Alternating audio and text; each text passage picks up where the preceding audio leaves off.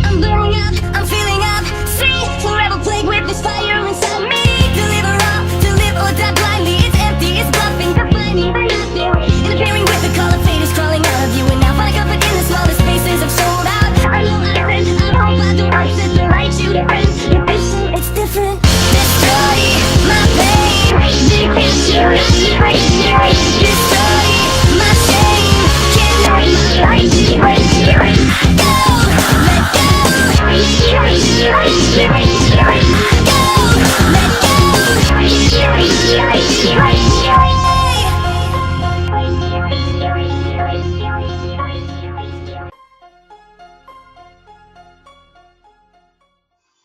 If you're lucky, maybe someone might find you tomorrow morning. Wait, no!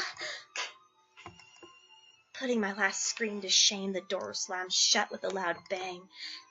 There wasn't a single ray of light coming through the door. I was completely surrounded by darkness. I heard the girls outside locking up the door. As their laughter faded away, so did their footsteps. I groped around and crawled towards the door. I pushed the cold door with all my strength, but it didn't budge. School's over. This is an empty gym, and I am in the warehouse inside, so I couldn't hear a single footstep. My heart shriveled up at the blinding darkness. This is bad. I tried to move around to find anything I can open the door with. But soon my knee hit something. I might get hurt if I move around. Everything is dark, so I can't even tell the time. I don't know how long I've been stuck here, but I should be alert. They say that discretion is the better part of valor, don't they? I held on to my pounding heart, and I calmly started thinking. Let's bang on the door first. Hello? Is anyone there? I'm trapped here! Open the door! I'm trapped inside! Help! Hello? Isn't anyone there? I banged on the door and screamed, but all I could hear was my echoing voice in the bang. No one would be in the gym at this hour. I stopped banging and dropped my arms. My hands hurt from hitting the door, but I can't just give up like this. I should wait a little bit and start asking for help again. I regret leaving my phone at the music room. I thought I'd be back soon. Even if I didn't have service, I would have been able to see with the light. I'm scared. I was scared that the darkness would overwhelm my mind like it did with my cry for help. I felt like the darkness was creeping onto my body, the way my feet grew cold. But I convinced myself, this is fine. This is nothing. Someone will come and get me soon. Then everything will be fine. Let's just hold on a bit more. A bit more. Grandpa, where are you? Did you go somewhere? If you're not here, then I have to be by myself. It's just me in this huge house. Why did you leave without me? Why? It's fine, Yukina. You're a strong woman. You can take care of yourself. No, Grandpa, I'm not strong. There's no one I can talk to with you gone. I'm scared. They all feel like they'll abandon me soon. You're the only one I have. Grandpa, please don't go. Don't leave me to be by myself.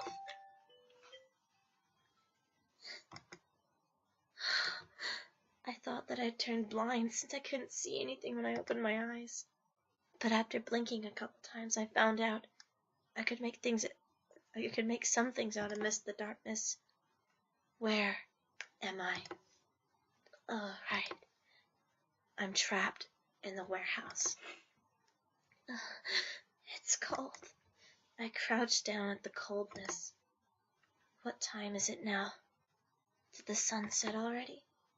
I can't hear anything. I can't see or hear a single thing. How long have I stayed in here? I couldn't even hear the time ticking. It's as if the darkness has swallowed time too. I'm scared. I don't like the darkness.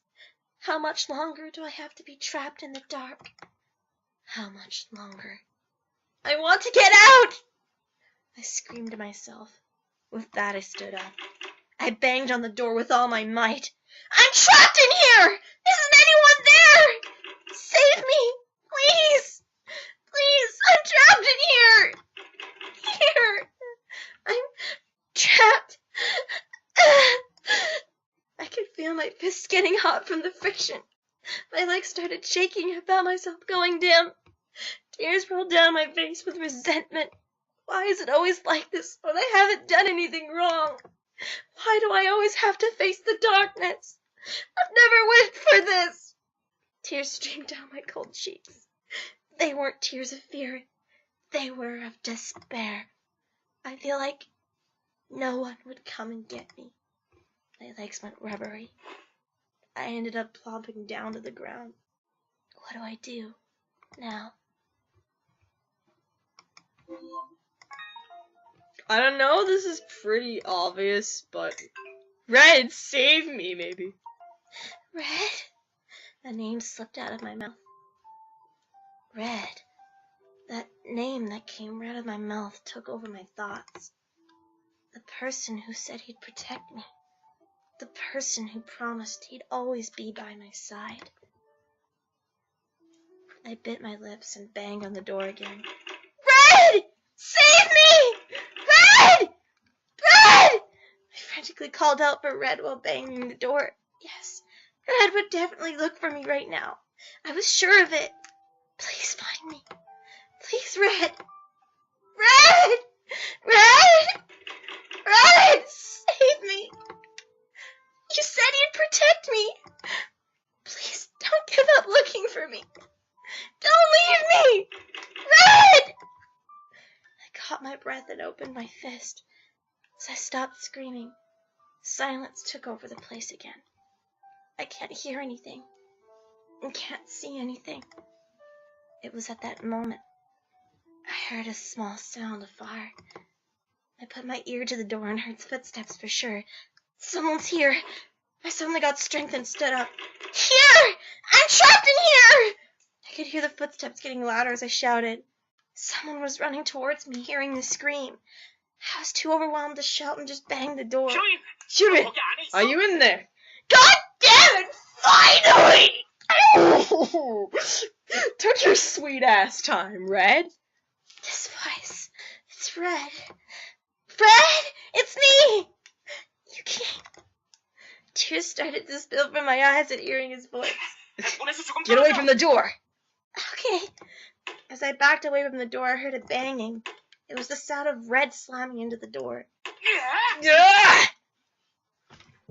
Break it down. And this is a song I like to call I Came in Like a Wrecking Ball. Oh my god. I'm sorry.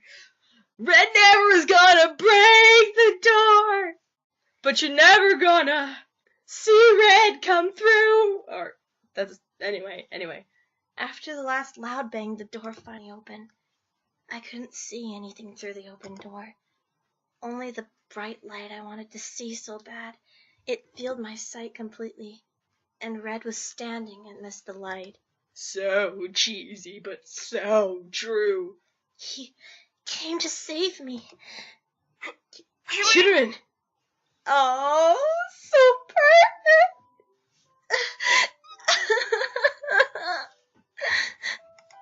I tried to keep back the tears, but I couldn't help it. Red, he really came to save me. Thank you for coming. You okay? You're not hurt, huh? Red seemed surprised to see me jump into his arms, but he soon started to worry. His voice was filled with worry and anxiety, but weirdly I grew calmer after hearing that voice.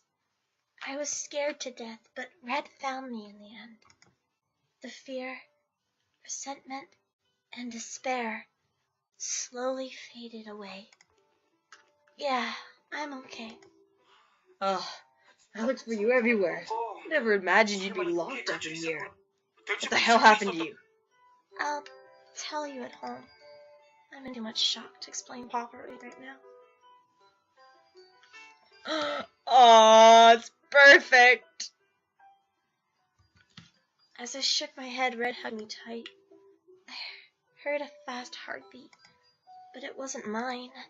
Red's heart was beating desperately, just as how I banged on the door just now. And right now, his warm arms were holding me tighter than anything else in the world. I almost clung onto him.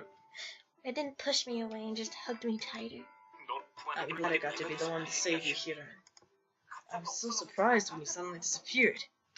I sneaked out on purpose because I didn't want to bother him. It never crossed my mind that he might get more worried not knowing where I am.